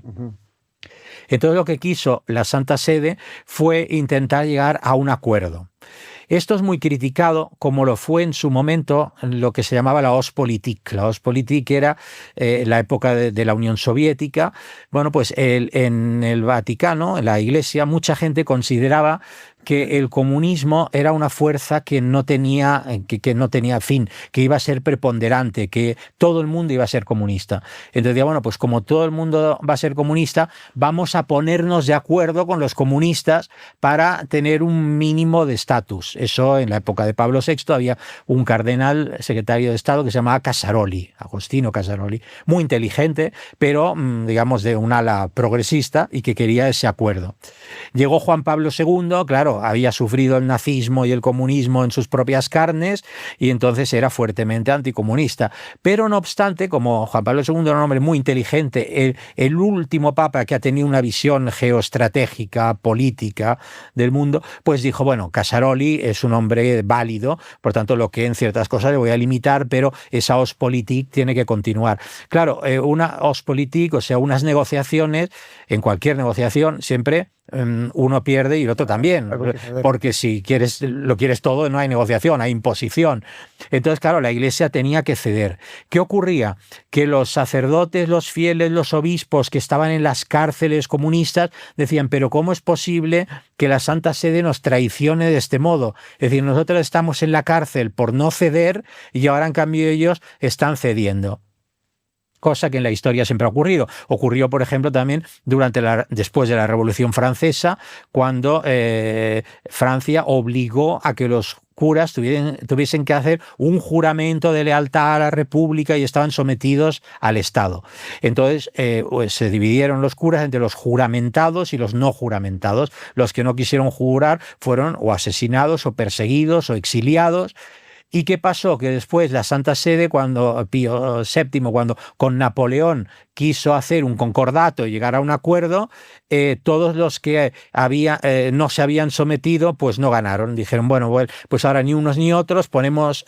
Y claro, se sintieron traicionados. Siempre que hay un acuerdo, hay gente que se siente, y con justicia, traicionado. Entonces ocurre lo mismo en China. Está el cardenal Zen, por ejemplo, pues que ha sido encarcelado, bueno, ahora está libre ahora, que es de los que se opone a cualquier acuerdo con China. Y el Vaticano pues ha llegado a un acuerdo de decir, bueno, pues los obispos que se nombren, que sean de mutuo acuerdo entre el Partido Comunista Chino y la Iglesia. Pero en esta negociación no nos vamos a engañar, es decir, la preponderancia la tiene el Partido Comunista Chino, porque China es mucha China y el Partido Comunista es muy comunista y los católicos en China son una minoría. Entonces, todavía, por ejemplo, las relaciones diplomáticas, la Santa Sede las tiene con Taiwán, porque China no quiere relaciones diplomáticas, es de los pocos países en el mundo que no tienen relaciones diplomáticas. Además, este acuerdo, que es secreto, solo lo conoce, digamos, el Papa, el secretario de Estado y los comunistas chinos, se va renovando y, bueno, ha permitido pues un mayor acuerdo, pero de vez en cuando el Partido Comunista Chino ha impuesto a un obispo y entonces al final la Santa Sede tiene que reconocer al obispo que ha puesto China. Por tanto, es una negociación donde está en inferioridad a la Iglesia Católica. Entonces, claro, los que están en la cárcel, los que han sufrido, se quejan, dicen, ¿cómo puede ser que nos están vendiendo? Yo, que no soy para nada del sector progresista ni del sector nunca de ceder en las cosas, pero ahí sí entiendo, es decir, que China son muchos millones de chinos y que la Iglesia Católica de alguna manera tiene que llegar a un acuerdo para que se pueda evangelizar en China, porque en el futuro China va a... Y bueno, ya es una potencia demográfica, pues es muy importante, digamos, el tener una presencia ahí, el poder hacer, pues, algo. Ya digo, los arreglos, pues muchas veces son arreglos en los que uno pierde bastante, pero... ¿Qué hay de mito y de realidad en el Servicio de Inteligencia del Vaticano, Pater? A ver, hay muchos libros sobre este tema y no se puede decir que exista un servicio de inteligencia vero y propio, o sea, que exista una oficina dedicada a esta. Existe una oficina que se llama Oficina del Personal, que sí es, digamos, donde ahí tienen ficha todos los obispos, los sacerdotes un poco conocidos de todo el mundo, cada uno tiene su dossier, un poco como el CNI, todos los que hemos tenido una cierta relevancia, están ahí todos nuestros trapitos sucios, ¿no? Eso existe. En cuanto a un servicio, digamos, de gente que se pueda infiltrar en los sitios, pues no. O sea, lo que ha habido a lo largo de la historia, pues son agentes. Digamos que en un momento determinado el Papa ha dicho, bueno, pues ahí me conviene tener a alguien y ha puesto a una persona, pero no como servicio organizado. Es verdad que las nunciaturas son las embajadas de la Santa Sede en el mundo, pues claro, en una parte de inteligencia la tienen, es decir, el que está de embajador de cualquier país y sus colaboradores, pues descubren cosas sobre el país y las informan al país que les manda, al país del cual son embajada o son nunciatura. Pero una cosa sí es verdad, es que el Vaticano no, porque además también hay falta de medios. Un servicio de inteligencia hoy en día, con la cantidad de informaciones que hay de países, de relaciones, todo, supone muchos medios. Estados Unidos vemos que con todos los medios que tenía y con todas sus agencias le hicieron el 11 de septiembre. ¿Qué pasa? Que hay más información de la que se puede procesar. Entonces, el Vaticano, claro, es más selectivo. No tiene un servicio de información así tan con tanto personal, pero cuando quiere enterarse de algo, se entera. Es decir, ¿por qué? Porque hasta en la mínima... yo me acuerdo una vez que fui a visitar ¿saben? En la frontera de Birmania y Tailandia, donde está ese poblado donde están las mujeres jirafas.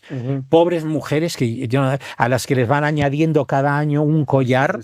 Y claro, a los 50 años están muertas porque el peso del collar les destroza.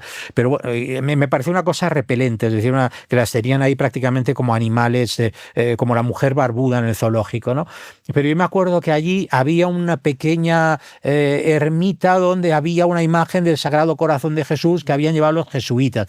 Es decir, en cualquier rincón del mundo siempre hay alguien que, si la Iglesia quiere, puede llegar a ellos.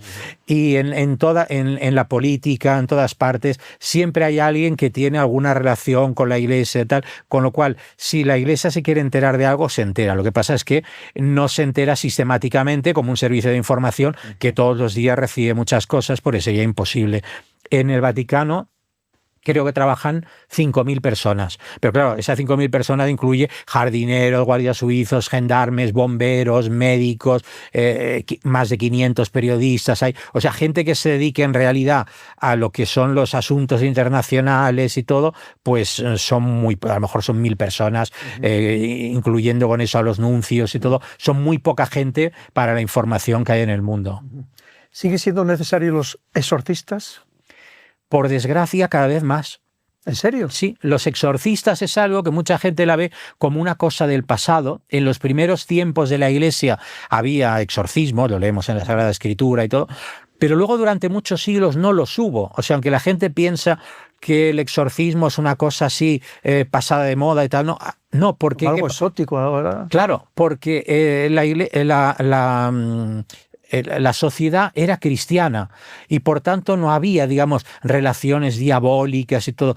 Cuando se habla, por ejemplo, de las cazas de brujas, las cazas de brujas eran en los países protestantes, es verdad, donde mataba. En nuestros países no había brujería, es decir, bueno, sí, en algunos casos determinados, siempre ha habido fanatismos por uno y otro lado, porque había gente que veía el demonio en todas partes y 4 locas que ponían unos ungüentos, decían que sí tenían relaciones con el demonio y tal, pero había, digamos que incluso en el siglo XIX había poquísimo de exorcistas. Es una cosa del siglo XX donde cada vez viene más gente que por culpa de las sectas, del satanismo, de la Ouija, que muchos jovencitos niños empiezan a jugar con la Ouija y eso es abrir una puerta a fuerzas preternaturales que es mejor no abrir nunca. Entonces, es verdad que hay que distinguir, y en esto yo creo que la Iglesia ahora lo tiene muy, muy claro, entre lo que es la enfermedad mental y lo que es la posesión diabólica, porque, bueno, pues muchos son casos que hay que mandar a la persona al psiquiatra. Pero una vez pasada por el psiquiatra, incluso hay psiquiatras que vienen y dicen, oiga, esto es otro tema. Yo nunca he hecho ningún exorcismo, porque además no cualquier sacerdote puede hacerlos. Los sacerdotes tienen que ser designados por el obispo, aunque todos tenemos el poder de hacer exorcismos, la Iglesia, digamos, como que lo restringe para evitar que cualquier sacerdote por su cuenta se ponga a hacer cosas, o sea que siempre elige a alguien que sea un poco especialista en ese tema. Pero en muchas diócesis, ya digo, es que ni había exorcistas. Y yo, que estuve hace unos años de canciller en una diócesis pequeña en el norte de Italia, en Ferrara, bueno, pues al final tuvimos que nombrar 4 exorcistas y no paraban de trabajar. ¿Por qué? Porque cada vez hay más gente, digamos, que se mete en cosas de estas de ocultismo, que hace pactos con el demonio, demonio, que hace cosas terribles. Y te viene la gente, y yo soy muy racionalista, como os he hablado antes, soy una persona, además yo soy profesor de lógica, además que a mí me gusta mucho, no creo lo que no veo, bueno, excepto en los dogmas religiosos, que evidentemente los crees por fe, pero quiero decir, en todos estos fenómenos, yo me acuerdo que acompañaba a Pitita Ridruejo, que para descanse, a la cual le gustaban mucho las apariciones de la Virgen, y entonces yo la acompañaba con ella por todos los pueblos donde había pseudo apariciones y le decía, mira, te están engañando, o sea, tú ahora hueles a perfume de rosas, pero no es porque esté la Virgen, sino porque ahí en ese árbol han puesto un paño completamente impregnado con perfume, de manera que cuando viene el aire tú hueles eso, pero mira dónde está el paño. O sea, yo le iba descubriendo los trucos. Yo me he caracterizado por luchar contra videntes, contra todo, por tanto no soy un credulón, que dicen un credulone, que dicen en italiano, un crédulo. Pero, o sea, yo sí que he visto exorcismos y he visto cosas que son absolutamente inexplicables, que a lo mejor yo no digo igual que los milagros, yo no digo que dentro de 200 años no pueda venir la ciencia y decir, mira, esto tenía una explicación meramente racional, científica, pero hasta ahora no la tiene. Es decir, yo he visto, por ejemplo, una chiquita de 15 o 16 años, delgadita como esto, coger a dos mastodontes que le agarraban los brazos durante el exorcismo y tirarlos por los suelos. Es decir, he visto a mujeres hablar con una voz de hombres, he visto a personas, digamos, que levitaban. Por tanto, cosas que dices, bueno, ¿tendrá una explicación científica? No sé si se acordará del padre Óscar González Quevedo, un español jesuita que se fue a vivir a Brasil y fundó el CLAP, el Centro Latinoamericano de Parapsicología. Y en Brasil hay mucho espiritismo y hay mucha vudú, muchas cosas de estas, y él se dedicaba a ir a todas partes, descubrir los trucos, denunciarlos en televisión y todo. Entonces, él intentaba a todo darle una explicación racional. Pero hay cosas que dices, bueno, pues son así. Sí es verdad, vírgenes que lloran muchas veces, que sabemos que es falso, que por la humedad, pues a lo mejor la pintura que tienes, o son personas que antes de que les vea nadie han puesto ahí una sangre de un animal. Es decir, todo estas cosas falsas las hay, pero hay cosas que son realmente inexplicables y cada vez hay más exorcistas porque hay cada vez más casos de posesiones. Fíjate. En Navidades un sacerdote con el que tengo buena relación allí en León me comentaba que iban a hacer el exorcismo de una mujer y que no había nadie en la provincia de León y que habían tenido que recurrir a un exorcista de Asturias. Y concretamente usted decía muchas de diferenciar la enfermedad mental de la persona que está verdaderamente poseída por el demonio, y por lo menos él me dijo que era el único laico, o sea, no sacerdote, que había hecho el curso de exorcista en el Vaticano, que es el doctor Gaona, un fantástico psiquiatra, muy conocido también en los medios de comunicación, que tiene 2 clínicas maravillosas aquí en Madrid, y él decía que precisamente lo había hecho, ya que es un buen psiquiatra, muchas veces para distinguir si de verdad un problema mental o había algo más. Pero es increíble que usted me diga que hay cada vez más casos de posesión de... Bueno, el criterio que se usa, digamos, para discernir es que cuando hay algunos signos de cosas que son inexplicables. Incluso, por ejemplo, la voz, quizá una voz completamente cambiada y eso, pues por determinadas razones fisiológicas y tal, se podría justificar. Pero, por ejemplo, que una persona hable idiomas que nunca ha estudiado, que una persona te pueda hablar en latín o en hebreo antiguo, una persona ignorante de pueblo y tal, o la fuerza desmesurada, o eso, o el que la persona pues levite, o el caso pues de personas que son capaces de escupir una cantidad de tachuelas y de cosas. Hay muchos casos que dices, bueno, pues no tiene explicación ninguna. Claro. Y entonces en esos casos sí. Claro, si es una persona desequilibrada, que es esquizofrénica, con doble personalidad y que se cree que es un diablo, que se cree que es otra persona, pues en ese caso se le manda al psiquiatra, lógicamente. También se habla de que cada vez, como usted, enlazado con esto que usted está comentando, que cada vez hay más iglesias satánicas, ¿no? Sí. ¿Esto es cierto también, Sí, Pater? sí, también es cierto, pero creo que era Bernanos que decía que un cura de menos son 100 brujos de más. Claro, la gente cuando deja de creer, hay una cierta necesidad de creer en algo. Algo diferente. Y la gente cuando deja de creer en la religión acaba creyendo en cualquier cosa. En el horóscopo, en la astrología, en lo que sea. Y entonces, gente que... yo a veces en las librerías veo, no sé, pues chiquitas de 14, 15 años que van a buscar libros para hacer un amarre, para tener un novio, para que el chico que les gusta no las deje y todo. Empiezan, digamos, por esa vía, en cierta manera, fácil, que muchas veces no llega a nada, es decir, porque es una tontería, por muchas brujerías que hagas, si uno no te quiere, no te va a querer, ¿no? Pero en algunos casos, bueno, pues abren la puerta, digamos, a espíritus o a fenómenos preternaturales. Y bueno, pues claro, cuando uno quiere conseguir las cosas por magia, pues acaba haciendo eso, acuerdos con Satanás. Y además muchas veces estas cosas tienen lugar en la élite, en la mal llamada élite, para que me entienda, en personas de mucho poder. Sí. Yo recuerdo, por ejemplo, haber conocido al brujo de Mitterrand, François Mitterrand. Al brujo de Mitterrand, sí. O sea, Mitterrand tenía un brujo. Sí, Mitterrand, un hombre inteligentísimo, un hombre de poder, de cierta manera maléfico, un hombre que fue en su tiempo colaboracionista del régimen de Vichy y luego fue socialista, bueno, un hombre de experiencia. Bueno, pues en sus campañas electorales se acompañaba de un brujo de Gabón, que iba siempre con él, ¿no?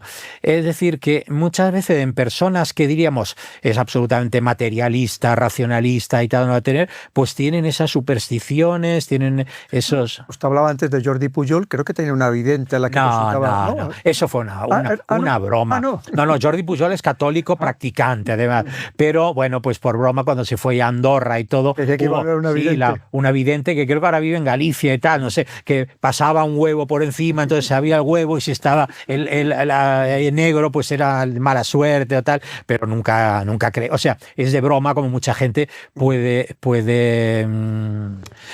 leer el horóscopo, pero no significa que se lo crea. Lo toma un poco a broma, ¿no? Pate, para ir terminando ya, pero terminando, todo el tiempo que usted quiera. Hasta que se acabe la cinta del vídeo.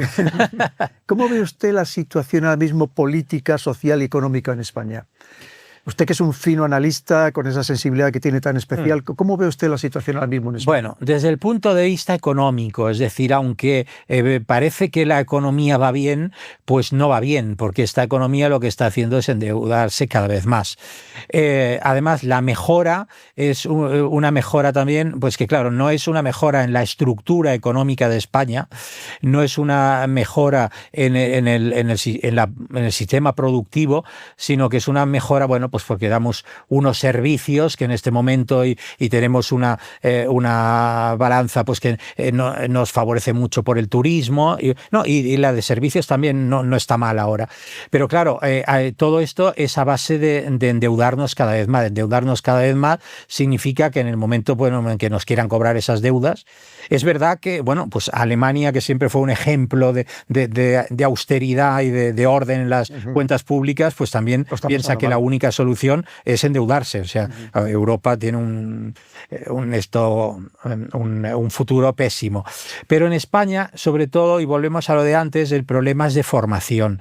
Es decir, no tenemos profesionales cualificados. Los hay y muy cualificados, pero pocos. Es decir, no hay una buena formación profesional y entonces nunca tendremos una mano de obra que sea cualificada para vender productos de alto valor añadido que puedan hacer que España vaya adelante. Por tanto, esto lo de que hay económicamente es pan para hoy, hambre para mañana. Y además, mucho de este cierto bienestar económico que hay no llega a toda la gente. Es decir, la gente dice, bueno, sí, van bien las macrocifras y todo, pero a mí en mi bolsillo eso no se nota nada. Creo que, claro, sobre todo para mejorar, lo que habría que mejorar es la calidad del trabajo de España y ser más productivos. O sea, ahora que la ministra quiere quitar media hora de trabajo a la semana, pero si 40 horas es perfecto. O sea, trabajar 8 horas al día es muy bueno, porque si quitas horas habrá una poca gente que esas horas de más sí las aproveche en formarse, en su familia, pero muchas de esas horas lo que las van a aprovechar es en ir al bingo y a las tragaperras. 8 horas de trabajo, 8 horas de ocio y 8 horas de sueño me parece perfecto, no hay que reducir los horarios. Y eso solo va a hacer, bueno, pues que los empresarios tengan cada vez más dificultad en sacar adelante sus pequeñas y medianas empresas, y al final acabemos todos trabajando para multinacionales de capital sin patria, desde el punto de vista económico. Desde el punto de vista social, pues cada vez hay más rotura y más enfrentamientos entre las personas. Todo esto ahora del año Franco me parece una cosa absolutamente ridícula, pero que está provocando que odios que ya no existían, que estaba todo, las heridas estaban curadas, pues ahora volver a provocar el enfrentamiento. Alguien me decía, alguien que era franquista, me decía, les está saliendo mal, porque claro, con todo esto que están haciendo, mucha gente joven está diciendo, bueno, pues si Franco era lo contrario de esto, yo soy franquista. Y están descubriendo y están haciendo memes y están haciendo vídeos. Y yo le dije, no te equivoques, no les está saliendo mal, porque si una persona antifranquista pensase que Franco es toda la suma de males con ausencia absoluta de bien, lo que querría es que ese régimen desapareciera, que la figura de Franco desapareciera y que no se hablara de él, que en realidad es lo que ocurría. En España, para unas ciertas generaciones lo vivieron y tendrá cada uno su concepto sobre lo que vivieron, pero para los jóvenes no saben ni quién era Aznar ni quién era Felipe González. Es decir, Franco era como los reyes católicos o como Felipe III. Ya nadie tenía interés en eso. Entonces, los que se dicen antifranquistas no es que quieran eliminar el franquismo que ya estaba eliminado, sino lo que quieren es polarizar la sociedad. Exactamente lo mismo que ocurre con el independentismo. En Cataluña había una corriente catalanista, yo me considero catalanista además, que aceptaba plenamente el formar parte de una gran nación que es España. Entonces, solo los que exaltaron a la gente contra España lo hacían porque con eso ganaban un número de votos. Aquí creen con lo del antifranquismo va otra vez a haber radicalización y entonces con eso van a exaltar a la sociedad. El político, hay muchos temas políticos en los que es muy fácil ponerse de acuerdo gente de tendencias distintas. Hablábamos antes de Anguita. Bueno, pues Anguita seguro que hay muchas cosas en las que digo, hombre, a ver, yo quiero que el trabajador esté bien, pues yo también lo quiero. Yo quiero que la economía vaya bien. Oye, ¿no te das cuenta que la economía centralizada de la Unión Soviética no funcionó? Por tanto, que es mucho más razonable el capitalismo. O sea, hay muchas cosas en las que al final la realidad es la realidad y uno se pone de acuerdo. Pero si lo que tú quieres es exaltar los ánimos para tener una hinchada a favor, no te interesa llegar a acuerdos, no te interesa que haya un acuerdo entre Cataluña y España, ni entre franquistas y antifranquistas. Al contrario, lo que quieres es dividir cada vez más. Por tanto, una sociedad cada vez más dividida, con menos valores, más atomizada, al no haber familias, la gente cada vez es más individualista, no tienen hijos. Yo vivo en Roma, en un barrio, digamos, que es bastante bueno, entonces donde allí gente de un cierto poder adquisitivo y no ves más que perrijos. La gente va con su perrito y tal, nadie tiene hijos. Por tanto, es una sociedad que se está autodestruyendo y una inmigración cada vez mayor, o sea, sin ser ni racista ni nada, o sea, es una cosa evidente que cuando en una sociedad cualquiera se produce una inmigración en masa, esa sociedad va a sufrir. Hablábamos antes del Próximo Oriente. Claro, si llegan 300.000 judíos a Palestina, pues no ocurre nada, se integran. Pero cuando son 6 millones o 10 millones, bueno, pues la sociedad que había ahí desaparece. Por tanto, la inmigración siempre es algo que hay que controlar por el bien de los que vienen y de los que están. Porque los que vienen tampoco luego esa sociedad les puede ofrecer mucho. Entonces, ¿qué pasa? Pues condenados a la marginación, a la delincuencia, a la cual yo muchas veces no juzgo, porque si yo ahora me encontrara en Japón sin saber una palabra de japonés, los japoneses no saben inglés, en contrario a lo que la gente piensa, la mayoría de la gente no sabe, y no tuviese trabajo ni tuviese nada, ¿qué haría? Bueno, pues robar carteras, porque tengo que comer. Entonces, a la gente que traes aquí y no la puedes integrar en la sociedad, es mal para ti y mal para ellos, ¿no? Por tanto, socialmente España está, y culturalmente también cada vez peor, aunque hay unas minorías, ya digo, de gente muy preparada en todos los ámbitos, tanto humanísticos como científicos. La inmensa mayoría de la población está aborregada y está sometida pues a vicios de todo tipo y a enfermedad, y hay mucha gente con enfermedades mentales tomando pastillas y con familias desestructuradas. Por tanto, a España le veo un difícil futuro. Yo creo que lo único, una buena inyección de inmigrantes hispanoamericanos que vengan un poco formados es lo que nos puede salvar. Muy bien. Pues, queridos amigos, qué disfrute poder escuchar y aprender con el padre Apeles. Yo voy a ser sincero, para mí ha sido un sueño cumplido. Y nos vamos a quedar con esa frase que yo antes no sé si la he dicho muy bien o no, pero que la voy a repetir y espero ahora decirla bien. Con esa frase del padre Apeles: en el medio está la virtud siempre y cuando los extremos sean viciosos. Creo que esa frase pues ilustra muy bien esa capacidad intelectual, ese conocimiento, esa educación que tiene el padre Apeles y que, como hemos visto, es un verdadero disfrute hablar con él y aprender, sobre todo aprender de él. Ojalá vuelva a estar otra vez en las televisiones y vuelva a ver otra vez esos debates inteligentes, con esa ironía, con esa fina ironía que creo que nos hace muchísima falta en nuestro querido país. Y también hacer caso de todo lo que nos ha comentado, de lo mal que tenemos algunas cosas y cómo las podríamos mejorar, que todavía estamos a tiempo. Así que solo me queda ya darle las gracias más efusivas al padre Apeles por haber estado en el canal del Coronel. Muchísimas gracias, padre. Gracias a usted, mi coronel, y espero volver pronto. Cuando usted quiera. Muchas gracias por tu apoyo al canal. Puedes suscribirte, pulsar la campana de notificaciones para estar al corriente de los próximos vídeos y de momento aquí te dejo un par de ellos que espero que te gusten y que sean de tu interés.